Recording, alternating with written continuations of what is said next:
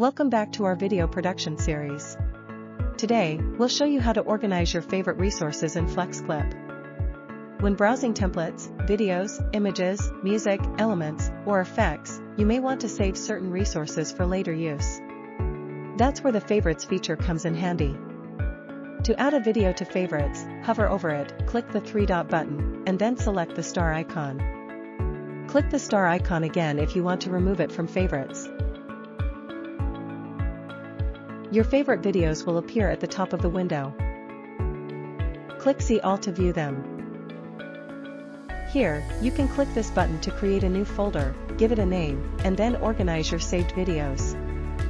Simply drag and drop a video into the folder, or click the three-dot button and select Move to Folder.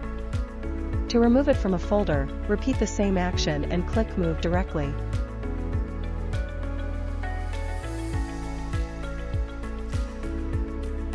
Click the three-dot button, and you can rename or delete this folder. On the home page, click Favorites to view all your saved resources by category. Click any resource to preview it, and you can directly use it in your video project.